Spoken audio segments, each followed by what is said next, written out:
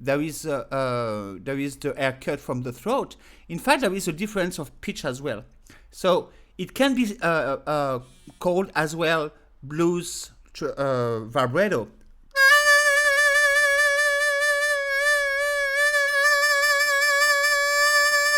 You see?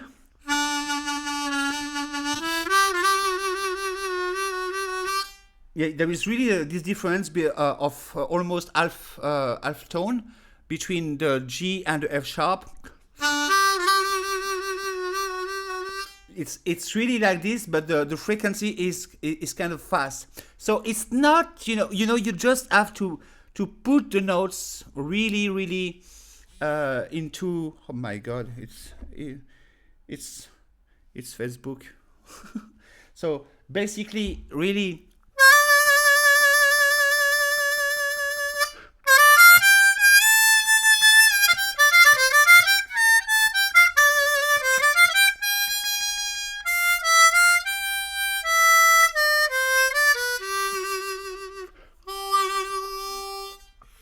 And especially on classical pieces, it can be very useful.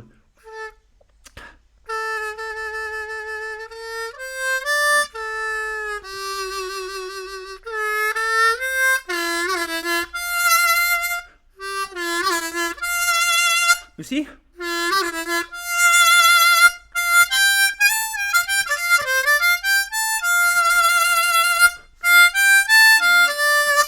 If I take back once again the example of Amazing Grace.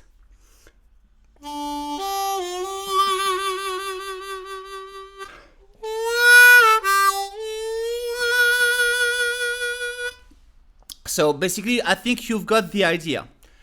Now, I want to talk about something very important, is when and how to use the vibrato in context, or the tremolo in context.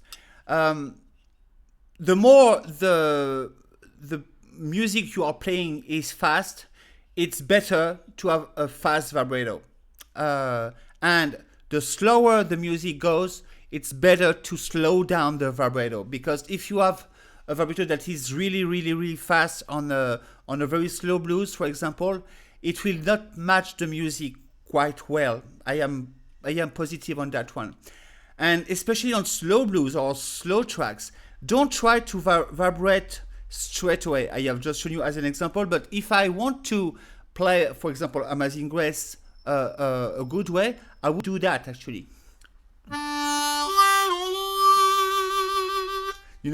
I am playing the first note without vibrating because it's a transition note, but the main note, I am not vibrating on the first place. I am letting the note being without vibration during 1 second or 2 seconds. And then after that, I begin to vibrate exactly like the voice of someone, because I don't know any singers who are just vibrating all the time straight away on every note.